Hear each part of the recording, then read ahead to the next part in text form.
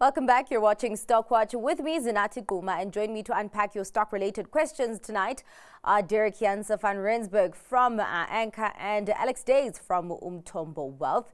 Please be sure to send your questions via email to stockwatch@bdtv.co.za or via SMS on 41392 or on X @BusinessDayTV using the hashtag StockWatch.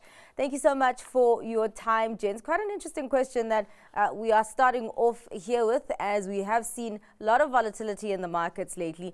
Is it a mindset or plan that helps good market participants to stomach violent volatility that we are seeing now? Alex?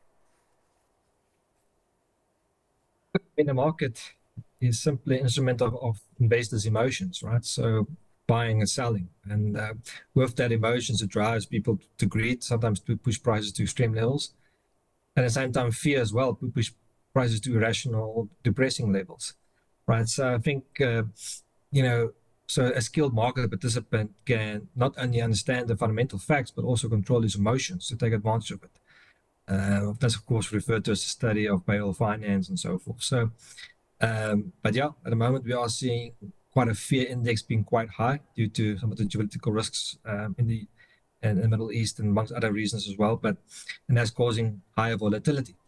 But volatility is also normal. It's fine. It creates opportunities for investors to make money. And you shouldn't be fearful of volatility. Rather look at opportunities it presents. It's much better than just simply a slow-moving trending market, in my opinion. Volatility, though, is kind of hard to stomach when you're losing a lot of money on a stock. How do you approach it, Deryck, in terms of stomaching volatility in the markets? So I think if you just look at volatility generally, volatility tends to spike in moments of market uncertainty. So, when market participants are fearful and not quite sure which way markets are going to trend, volatility tends to pick up. If you then bring that back to the mindset, I think that talks to understanding the overall sentiment of the market. So I think understanding the sentiment of the market is very important in terms of, for lack of better terminology, but understanding the mood of the market. So when volatility is high, the mood is generally bearish or weighs on the bearish side, and obviously that brings about opportunity. Then having a plan basically talks to having a strategy saying, I'm prepared to buy a particular stock in the weakness that we're seeing at a particular price because you've backed it up by fundamental analysis and look at the fundamental drivers that are driving a particular stock.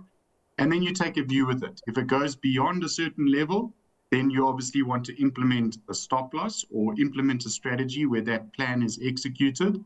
And obviously you have a strategy to say, well, in this heightened volatile environment, if we do hit certain price levels and targets backed up again by fundamentals, where do we take profits?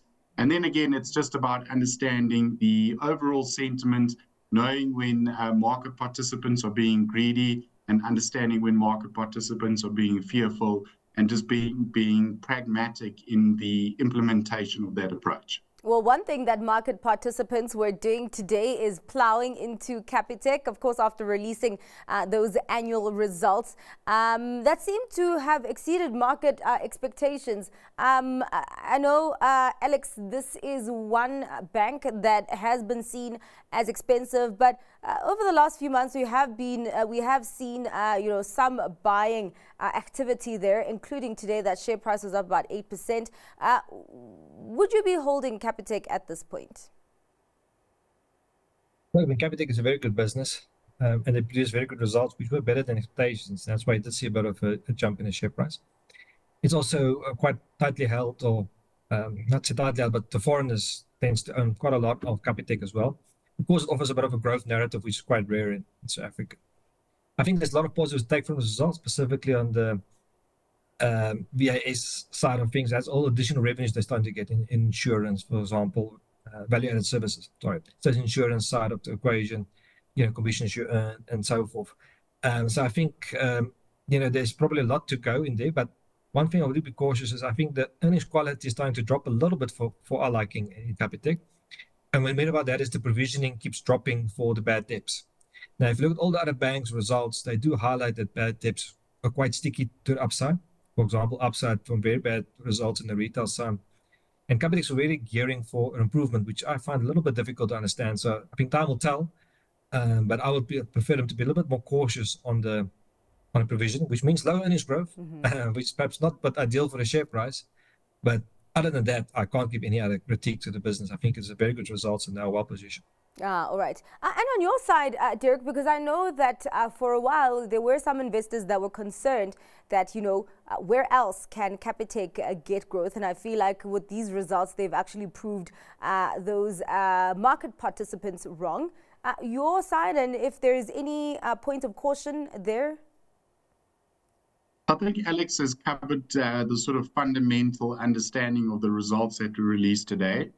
I think one thing that jumps out at me at this point is just kind of how diversified or how more diversified those Capitec earnings are getting. Yeah. So I think what one needs to put into perspective is that the banking sector in a whole has been pretty subdued over the last 6 weeks. We've seen things like FirstRand drop from 70 odd rand down to 60 rand. So the banking sector has been out of favor, and it's probably due to some sector rotation into the resources. So any better than expected number, which is what we saw out of Capitec, or at the top end of the range that they guided to, is going to be well received.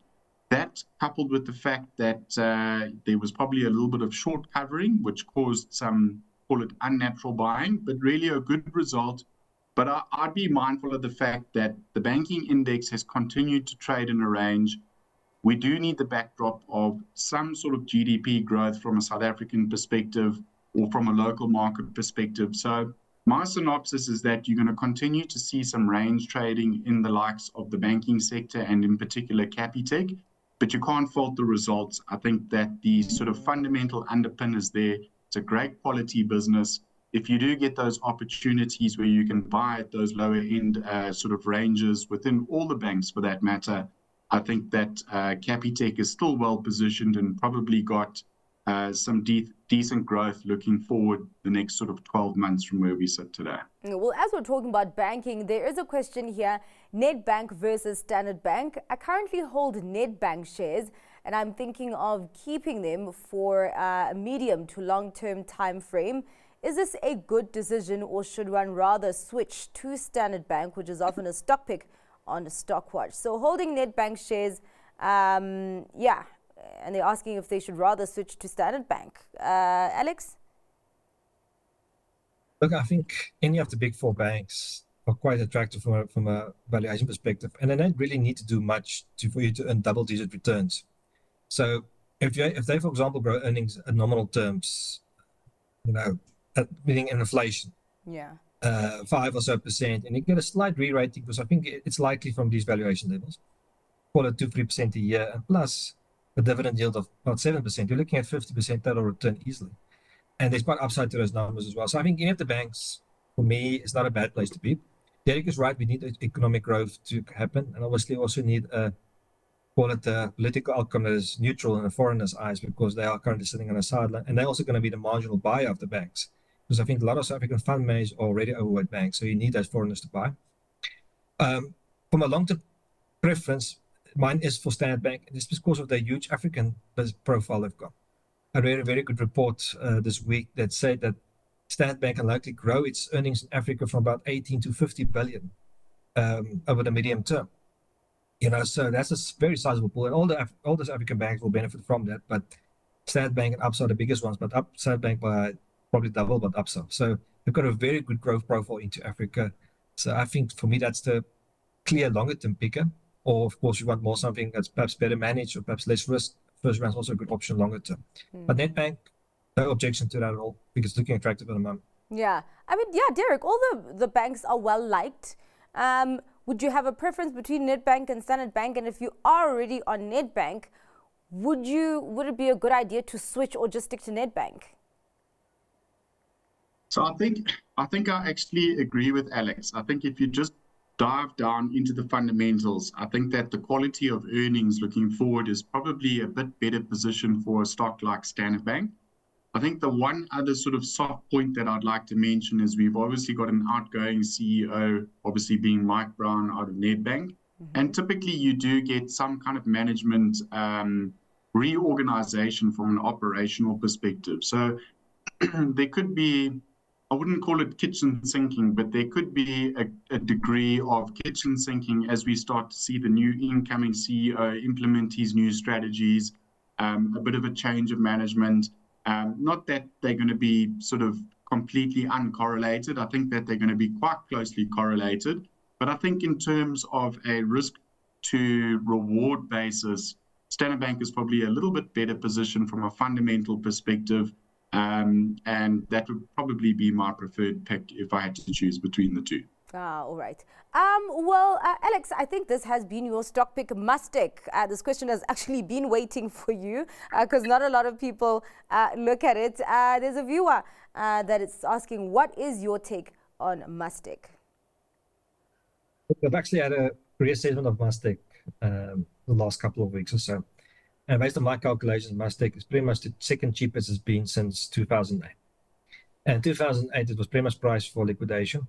And I don't think the risk is that high at the moment in Mustek. So, yes, the last set of results were very disappointing. They were overstocked, specifically on the renewable solar, your panels and inverters and so forth. But they're still selling these things, so they perhaps sold it at GP margins of over 20%. Now they're selling at 12, 14%. So they're still making money from them. But I think the key for Mustek is they need to reduce their working capital. Now that's the inventory and accounts receivable that has piled up quite a lot over the last couple of years. Now, according to management, they are planning to do that actively. And if they are successful in that, that will release quite a large amount of cash flow, which will then reduce the debt and the interest cost. And that will theoretically boost earnings over a year or two from now. This next set of results will not be pretty. Earnings will be down quite a lot. But that will probably be the new low base, which they can build on from now onwards. So if they can unleash working capital and de-gear, I think Mustek is exceptionally attractive. If they can de-gear their balance sheet, they're probably allowed to do share buybacks at these very cheap levels as well. Perhaps that will happen 12, 18 months from now. And I can see Mustek rally quite a lot for that. Let's also remember, with all the low volatility, low liquidity in the market, there is very little interest at the moment in small caps. So we do have one or two people that sell it. You see the massive reaction to the downside. So at the moment, illiquid stocks can go a lot lower than you'd like to be. But if you are there for the medium to long term, it's a good buying opportunity, in my opinion. All right.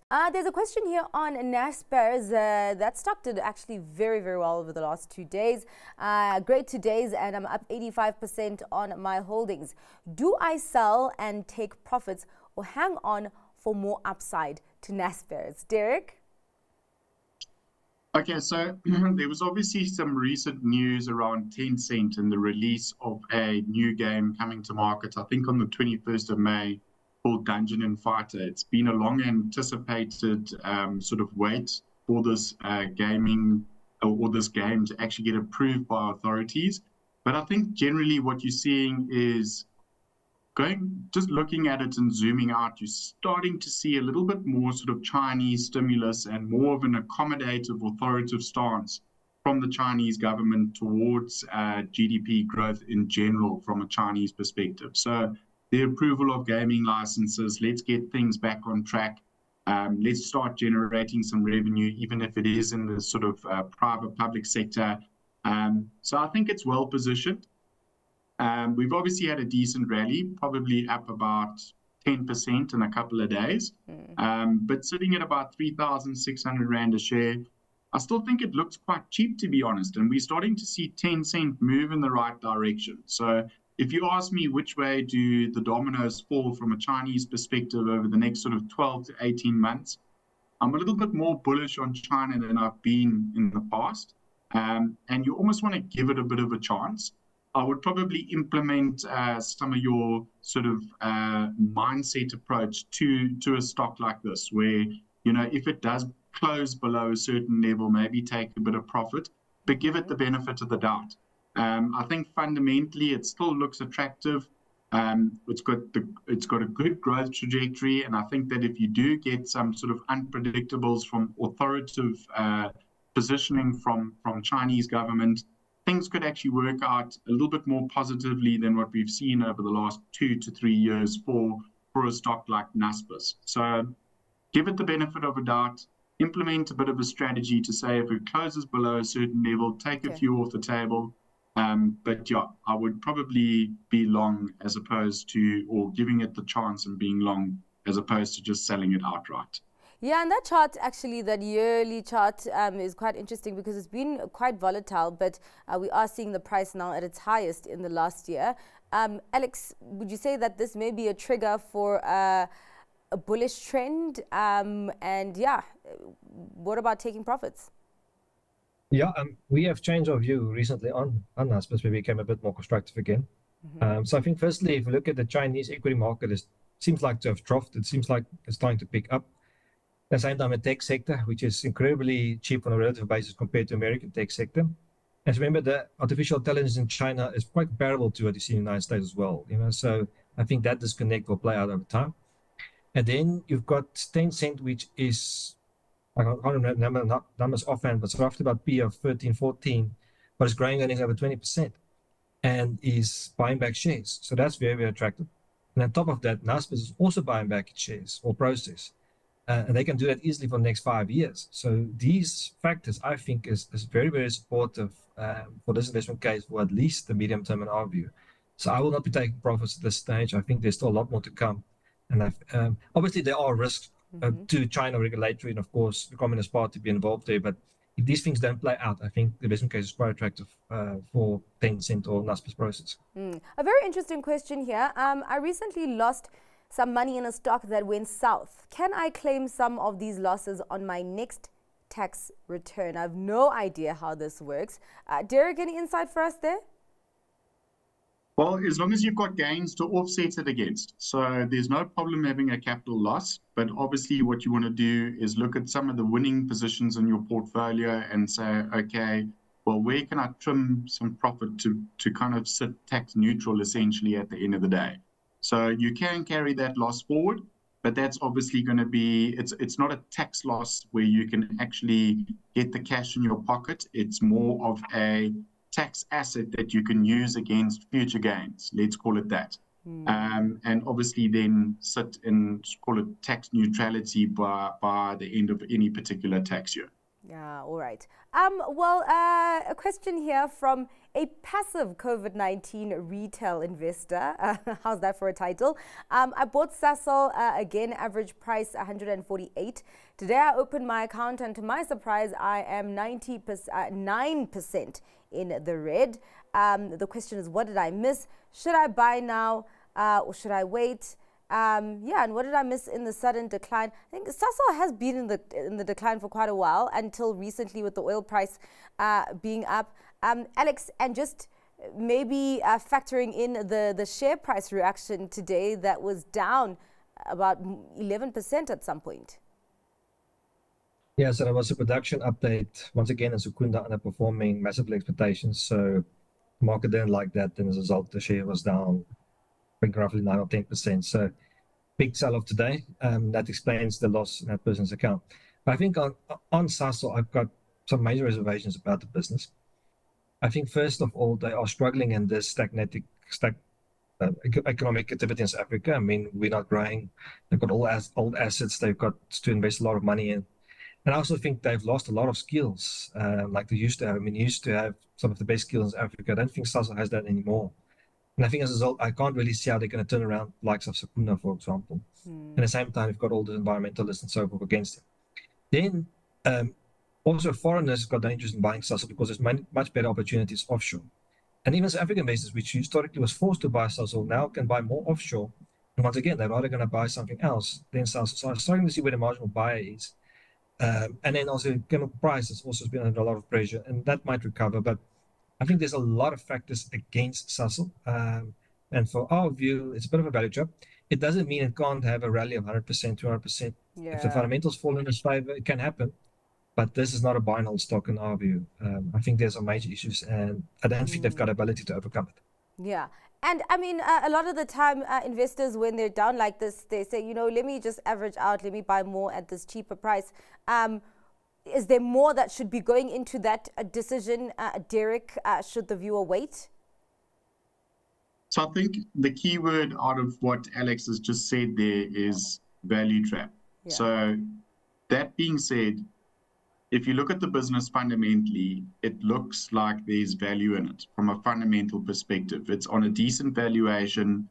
I think the result was okay. It wasn't great, but it was more sort of the prospect statement or the forward-looking statement that really scared the market. So that being said, going back to the sort of value trap type stock this may be, is that it's cheap, and it's probably cheap for a reason, and it will remain cheap. Yeah. So unless we see some kind of meaningful uptick in the oil price or some kind of rejig in terms of the way that things have been hedged within the context of that business and the unhedging potentially taking place and getting some leverage against the oil price, I think the stock's going to probably be range bound, you know, obviously closing towards this kind of 135, 136 level. It looks interesting, but it's probably going to trade in a range. We saw it trade as high as kind of 165, 166 a couple of days ago, obviously down again, probably float around these levels. And then once all the news dissipates, probably track a little bit higher back up to that 150 level. But there's no sort of clear signal to see it run away to the upside in the short or medium term. I think we need to start to assess their next sort of set of numbers, and then take a view as to how management are actually navigating a very tricky situation that I almost feel is somewhat self-inflicted. All right. Well, I have two more stocks for you, gents, one each. There's Bidvest and HCI. Starting off with HCI, what's going on with HCI? It has a basket of everything you can think of: gaming, hotels, media, mining, textiles, the list goes on. Why the slump? Alex? Yeah, so obviously got those assets which the viewer alluded to, and those assets are still going on relatively okay. But they've also got a stake in a business called Impact Oil. And there, you know, that's obviously listed as well offshore. And it's got a major investments predominantly here in Namibia, where they're going to do oil exploration, and hopefully they will actually develop those assets. So they've got a stake into that, and the question really is the value of that stake, and will it be able to be liquidated, or are they going to wait over time? So at the moment, it does seem like it's not going to be liquidated, meaning they're not going to sell it anytime soon, and they'll rather be part of the development of that, and that means that the potential cash flow that you will receive from that is simply will be time horizon is longer. Right, so some investors don't like that. So I think a lot of investors bought it with speculation they're going to get a nice fat dividend. Now, that's not going to happen. So as a result, if you want to buy it now, it's more about you believe in that project, and you're going to give them the time to realize it over, call it the medium to long term. So, yeah, I think there's a bit of a rejig in investors, and that's the main reason why the share price, first of all, spiked and also dropped since then. All right. Let's go on to Bidvest before your stock picks. I don't understand Bidvest. It has a 76 billion market cap. Results were not disappointing. It has international exposure. The SA businesses present great opportunities. The share touched 280, yet it is battling to crawl out of the 240 zone. What is the restriction here, Deryck? Well, is that not a buying opportunity? I think that Bidvest looks quite interesting at the moment. We've obviously seen this very strong rally in resources. And I think if you just zoom out and look at our overall all-share index, over the last 5 years, all we've had is this continued sector rotation between resources, industrials, financials. And I think in the last sort of 6 weeks, we've seen industrials very much out of favor, and we've seen some softer share prices in that space. So my sort of synopsis is that, yes, fundamentals are supportive. You've got growth in a very tough economic environment. This is one of the best picks that the JSE has to offer, but it's all about getting your timing right and obviously getting in at the right levels and potentially taking profit at the right levels, just given this sort of benign sideways trading action that we do see in the JSE. So under this 240 level, I actually think it starts to look quite interesting. It's a good quality business, and I expect some better fundamental performance. If they can navigate this macroeconomic environment as well as what they have, There's a good quality business to start nibbling at. That's my synopsis. All right. Well, gents, we have run out of time. I'm stealing a minute, 30 seconds each. Your stock picks, Alex Otulupi. So mine is Pepco. It's the first time since listed it's really got my interest. So I think you've obviously got the core business, which is Pep and Ackermans. These businesses are still growing exponentially. I mean, they're rolling out over 100 stores and got big market shares in their respective industries.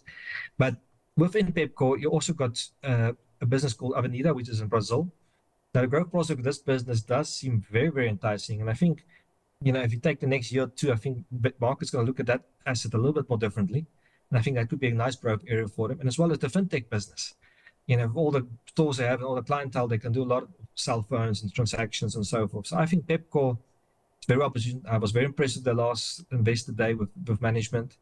And I think it's time to have a much closer look at Pepco if you want that structural African/Brazilian growth story. All right. On your side, Deryck? So I'm going with Bidcorp tonight. I think if you just look at what global markets have done over the last week or so, or couple of weeks, we've seen some softer global markets. But I think Bidcorp is probably one of the gems that's on offer within the context of the JSE, similar to like a Bidvest, but obviously with a very strong offshore presence. And I think that the business has delivered some very good, strong fundamental results. If we do see interest rates come down at some point, I mean, the sort of rhetoric is that interest rates are going to remain higher for longer. But if we do start to see that turn and that cycle start to turn, you will start to see some increased consumer spend. And obviously, I think that plays into the hand of a stock like Bidcorp. So I think fundamentally very sound. It's looking like it's at an attractive level to start buying. And I like the way that management have actually delivered some very strong earnings year on year. So stock pick tonight, Bidcorp. All right. Thank you so much for your time and for your analysis today, gents. Much appreciated. That's all for tonight's Stock Watch. Thanks to our guests, Deryck Janse van Rensburg from Anchor and Alex Duys from Umthombo Wealth. Up next, The Close. Stay with us.